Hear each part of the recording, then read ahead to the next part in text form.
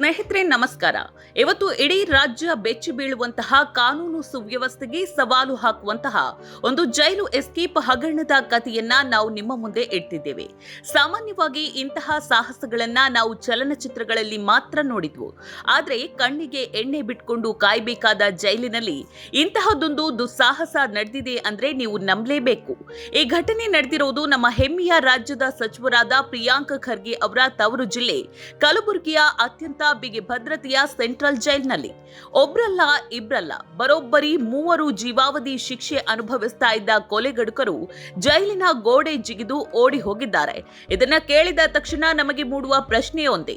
25 ಅಡಿ ಎತ್ತರದ ಕಾಂಪೌಂಡ್, ಸುತ್ತಲೂ ಹೈ ವೋಲ್ಟೇಜ್ ವಿದ್ಯುತ್ ಕನೆಕ್ಷನ್, 24 ಗಂಟೆ ಕಣ್ಣಿಟ್ಟಿರುವಂತಹ ಸಿಸಿಟಿವಿ ಕ್ಯಾಮೆರಾಗಳು ಮತ್ತು ಆಧುನಿಕ ಭದ್ರತಾ ವ್ಯವಸ್ಥೆ ಇದ್ರೂ ಕೂಡ ಇವರು ಯಾವುದೇ ಅಡೆತಡೆ ಇಲ್ಲದೆ ಹೊರಗೆ ಬಂದಿದ್ದಾದ್ರೂ ಹೇಗೆ? ಬನ್ನಿ ಇಡೀ ಘಟನೆಯ ತನಿಖಾ ಹಂತದ ವಿವರಗಳನ್ನ ಒಂದೊಂದಾಗಿ ನೋಡ್ತಾ ಹೋಗೋಣ. ನಿನ್ನೆ ತಡರಾತ್ರಿ 3 ಗಂಟೆಯ ಸುಮಾರಿಗೆ ಕಲಬುರಗಿಯ ಜೇವರ್ಗಿ ರಸ್ತೆಯಲ್ಲಿರುವ ಕೇಂದ್ರ ಕಾರಾಗೃಹದಲ್ಲಿ ಈ ಘಟನೆ ಸಂಭವಿಸಿದೆ. ಜೈಲಿನಿಂದ ನಾಪತ್ತೆಯಾದವರು ಯಾರೋ ಸಣ್ಣ ಪುಟ್ಟ ಕಳ್ಳತನ ಮಾಡಿದ ವಿಚಾರಣಾ ಕೈದಿಗಳಲ್ಲ. ನ್ಯಾಯಾಲಯದಿಂದ ಕೊಲೆ ಪ್ರಕರಣ ಸಾಬೀತಾಗಿ ಜೈಲು ಪಾಲಾಗಿದ್ದ ಬೀದರ್ ಮೂಲದ ಮಸ್ತಾನ್ ಸಂತೋಷ್ ಬಸಪ್ಪ ಮತ್ತು ಸಾಗರ್ ಭೀಮರಾಯ್ ಎಂಬ ಕುಖ್ಯಾತ ಅಪರಾಧಿಗಳು. ಇವರೆಲ್ಲರೂ ಕಳೆದ ಕೆಲವು ವರ್ಷಗಳಿಂದ ಜೀವಾವಧಿ ಶಿಕ್ಷೆ ಕಳೆಯುತ್ತಾ ಇದ್ರು. ಆದ್ರೆ ಇಲ್ಲೇ ಈ ಕಾರ್ಯಾಚರಣೆಯ ಅಸಲಿ ನಿಗೂಢತೆ ಅಡಗಿದೆ. ಸಾಮಾನ್ಯವಾಗಿ ಸಂಜೆ 6 ಗಂಟೆಯಾಗ್ತಾ ಇದ್ದಂತೆ ಎಲ್ಲಾ ಕೈದಿಗಳನ್ನ ಬ್ಯಾರಕ್ನೊಳಗೆ ಹಾಕಿ ಬೀಗ ಹಾಕಲಾಗುತ್ತೆ. ಹಾಗಿರುವಾಗ ಮಧ್ಯರಾತ್ರಿಯಲ್ಲಿ ಇವರು ಬ್ಯಾರಕ್ನಿಂದ ಹೊರ ಬಂದಿದ್ದಾದ್ರೂ ಹೇಗೆ? ತನಿಖೆ ವೇಳೆ ಪೊಲೀಸರಿಗೆ ಸಿಕ್ಕ ಮಾಹಿತಿ ಏನ್ ಗೊತ್ತಾ? ಇವರು ಬ್ಯಾರಕ್ನ ದಪ್ಪನೆಯ ಕಬ್ಬಿಣದ ಕಂಬಿಗಳನ್ನ ಕತ್ತರಿಸಿ ಹೊರ ಬಂದಿದ್ದಾರೆ. ಆದ್ರೆ ಇಂತಹ ಗಟ್ಟಿ ಕಂಬಿಗಳನ್ನ ಕತ್ತರಿಸುವುದಕ್ಕೆ ಸಾಮಾನ್ಯ ಉಪಕರಣಗಳಿಂದ ಸಾಧ್ಯವೇ ಇಲ್ಲ. ಹಾಗಾದ್ರೆ ಆ ಹೈ ಕ್ವಾಲಿಟಿ ಕಟರ್ಗಳು ಜೈಲಿನ ಒಳಗಡೆ ಬಂದಿದ್ ಹೇಗೆ? ಅವರಿಗೆ ಯಾರು ಅದನ್ನ ತಂದುಕೊಟ್ರು? ಕತೆ ಇಲ್ಲಿಗೆ ನಿಲ್ಲೋದಿಲ್ಲ. ಕಂಬಿ ಕತ್ತರಿಸಿ ಹೊರಬಂದ ಮೇಲೆ ಈ ಕೈದಿಗಳಿಗೆ ಸಿಕ್ಕಿದ್ದು ಜೈಲಿನ ಆವರಣದಲ್ಲಿ ನಡೀತಾ ಇದ್ದ ಸಿವಿಲ್ ಕಾಮಗಾರಿಯ ಸಾಮಗ್ರಿಗಳು. ಅಲ್ಲಿ ಇಟ್ಟಿದ್ದ ದೊಡ್ಡ ಏಣಿಯನ್ನ ಬಳಸಿಕೊಂಡು ಕೈದಿಗಳು ತಮ್ಮ ಬಟ್ಟೆಗಳನ್ನೇ ಹಗ್ಗದಂತೆ ತಯಾರಿಸಿ ಗೋಡೆಗೆ ಸಿಕ್ಕಿಸಿದ್ದಾರೆ. ಆ ಏಣಿ ಮತ್ತು ಬಟ್ಟೆಯ ಹಗ್ಗದ ಸಹಾಯದಿಂದ 25 ಅಡಿ ಎತ್ತರದ ಬೃಹತ್ ಗೋಡೆಯನ್ನ ಹತ್ತಿ ಹೊರಜಿಗ್ದಿದ್ದಾರೆ. ಆದ್ರೆ ಜೈಲಿನ ಗೋಡೆಯ ಮೇಲೆ ಅಳವಡಿಸಲಾಗಿದ್ದ ವಿದ್ಯುತ್ ತಂತಿಗಳಿಗೆ ಅಂದು ಕರೆಂಟ್ ಸಂಪರ್ಕವೇ ಇರಲಿಲ್ಲ. ಈ ವಿಷಯ ಜೈಲಿಂದ ತಪ್ಪಿಸಿಕೊಳ್ಳುವ ಕೈದಿಗಳಿಗೆ ಮೊದಲೇ ನಿಖರವಾಗಿ ಗೊತ್ತಿತ್ತು ಅಂದ್ರೆ ಇದು ವ್ಯವಸ್ಥಿತ ಪ್ಲಾನ್ ಅಲ್ವೇ? ಈ ಇಡೀ ಘಟನೆಯ ಸಿಸಿಟಿವಿ ದೃಶ್ಯಗಳನ್ನ ನೀವು ಸೂಕ್ಷ್ಮವಾಗಿ ಗಮನಿಸಿದ್ರೆ ಅಲ್ಲಿ ಮತ್ತೊಂದು ಶಾಕಿಂಗ್ ಟ್ವಿಸ್ಟ್ ಕಣ್ಣಿಗೆ ಬೀಳುತ್ತೆ. ಗೋಡೆ ಹಾರಿ ರಸ್ತೆಗೆ ಬಂದ ತಕ್ಷಣ ಆ ಕೈದಿಗಳು ಎಲ್ಲೋ ಓಡ್ತಿಲ್ಲ ಅಥವಾ ಗಾಬರಿಗೊಂಡಿಲ್ಲ. ರಸ್ತೆಯಲ್ಲಿ ಅತ್ಯಂತ ನಿರಂತರವಾಗಿ ನಿಧಾನವಾಗಿ ನಡ್ಕೊಂಡು ಹೋಗ್ತಾ ಇದ್ದಾರೆ. ಅಂದ್ರೆ ಹೊರಗೆ ಬರಲು ಅವರಿಗೆ ಒಳಗಿನಿಂದ ಮಾತ್ರ ಅಲ್ಲ, ಹೊರಗಿನಿಂದಲೂ ಯಾರೋ ಗಟ್ಟಿ ಬೆಂಬಲ ಕೊಟ್ಟಿದ್ರು. ಅವರಿಗಾಗಿ ಗಾಡಿಯೊಂದು ಮೊದಲೇ ಬಂದು ಕಾಯ್ತಿತ್ತು ಅನ್ನೋ ಬಲವಾದ ಅನುಮಾನ ಇಲ್ಲಿ ವ್ಯಕ್ತವಾಗ್ತಾ ಇದೆ.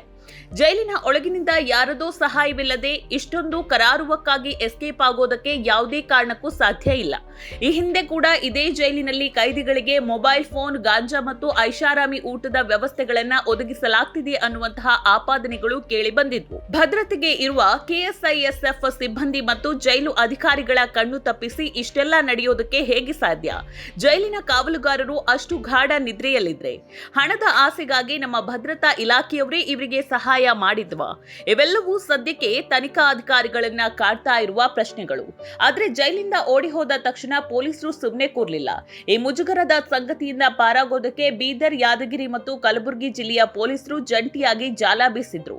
ತಕ್ಷಣವೇ ಕಾರ್ಯಪ್ರವೃತ್ತರಾದಂತಹ ತಂಡಕ್ಕೆ ಕಪನೂರು ಕೈಗಾರಿಕಾ ಪ್ರದೇಶದಲ್ಲಿ ಆರೋಪಿ ಸಂತೋಷ್ ಇರುವ ಖಚಿತ ಮಾಹಿತಿ ದೊರೆಯಿತು. ಪ್ರತಾಪಾದ್ ಇನ್ಸ್ಪೆಕ್ಟರ್ ನೇತೃತ್ವದ ಪೊಲೀಸರು ಆ ಜಾಗವನ್ನ ಸುತ್ತುವರೆದಾಗ ಆರೋಪಿ ಸಂತೋಷ್ ಸರೆಂಡರ್ ಆಗೋದಕ್ಕೆ ನಿರಾಕರಿಸಿ ಪೊಲೀಸರ ಮೇಲೆಯೇ ತಿರುಗಿ ಬಿದ್ದಿದ್ದಾನೆ. ಯಾವಾಗ ಆರೋಪಿ ದರ್ಪ ತೋರಿಸೋದಕ್ಕೆ ಯತ್ನಿಸಿದ್ನೋ ಪೊಲೀಸರು ತಕ್ಷಣವೇ ಅವನ ಕಾಲಿಗೆ ಗುಂಡು ಹೊಡೆದು ಸ್ಥಳದಲ್ಲೇ ಹೆಡೆಮುರಿ ಕಟ್ಟಿದ್ದಾರೆ. ಸದ್ಯ ಗಾಯಗೊಂಡಿರುವ ಸಂತೋಷ್ ಆಸ್ಪತ್ರೆಯಲ್ಲಿ ಚಿಕಿತ್ಸೆ ಪಡೆಯುತ್ತಿದ್ದಾನೆ. ಆದ್ರೆ ಉಳಿದ 2 ಕ್ರಿಮಿನಲ್ಗಳಾದ ಮಸ್ತಾನ್ ಮತ್ತು ಸಾಗರ್ ಇನ್ನೂ ಪೊಲೀಸರಿಗೆ ಸಿಕ್ಕಿಬಿದ್ದಿಲ್ಲ. ಫೈರಿಂಗ್ ನಡೆದ ಸ್ಥಳದಲ್ಲಿ ತನಿಖೆ ಪ್ರಗತಿಯಲ್ಲಿದೆ. ಇನ್ನು ಕೆಲವು ದಿನಗಳ ಹಿಂದಷ್ಟೇ ಇದೇ ಭಾಗದ ಅಫ್ಜಲ್ಪುರ ಠಾಣೆಯಿಂದ ಪೋಕ್ಸೋ ಆರೋಪಿಯೊಬ್ಬ ಪರಾರಿಯಾಗಿದ್ದ ಭಾಗಿಯಾಗಿದ್ದ. ಈಗ ಜೈಲಿನಿಂದಲೇ 3 ಕೊಲೆಗಾರರು ಎಸ್ಕೇಪ್ ಆಗಿದ್ದಾರೆ ಅಂದ್ರೆ ನಮ್ಮ ರಕ್ಷಣಾ ವ್ಯವಸ್ಥೆಯ ಕತೆ ಏನಾಗಬೇಕು? ಜೈಲಿನೊಳಗಿರುವ ಕ್ರಿಮಿನಲ್ಗಳನ್ನೇ ಕಾಯಲು ಸಾಧ್ಯವಿಲ್ಲದಿದ್ರೆ ಸಮಾಜದಲ್ಲಿ ಕಾನೂನು ಸುವ್ಯವಸ್ಥೆ ಹೇಗೆ ಉಳಿಯುತ್ತೆ? ಕಠಿಣ ಶಿಕ್ಷೆಗಳು ಕೇವಲ ಹೆಸರಿಗಷ್ಟೇ ಸೀಮಿತವೇ ಅನ್ನುವಂತಹ ಪ್ರಶ್ನೆ ಪ್ರತಿಯೊಬ್ಬ ನಾಗರಿಕನಲ್ಲೂ ಮೂಡ್ತಾ ಇದೆ. ವೀಕ್ಷಕರೇ, ನಿಮ್ಮ ಪ್ರಕಾರ ಇದು ಕೇವಲ ಜೈಲು ಅಧಿಕಾರಿಗಳ ನಿರ್ಲಕ್ಷ್ಯವೇ ಅಥವಾ ವ್ಯವಸ್ಥಿತವಾಗಿ ನಡೆದ ದೊಡ್ಡ ಭ್ರಷ್ಟಾಚಾರದ ಭಾಗವೇ? ನಿಮ್ಮ ಅಭಿಪ್ರಾಯವನ್ನ ನಮ್ಮ ಕಮೆಂಟ್ ಬಾಕ್ಸ್ ನಲ್ಲಿ ಹಂಚಿಕೊಳ್ಳಿ. ಇಂತಹ ಮತ್ತಷ್ಟು ರೋಚಕ ಸುದ್ದಿಗಾಗಿ ನಮ್ಮ ಚಾನೆಲ್ನ ಸಬ್ಸ್ಕ್ರೈಬ್ ಮಾಡಿ. ಧನ್ಯವಾದ.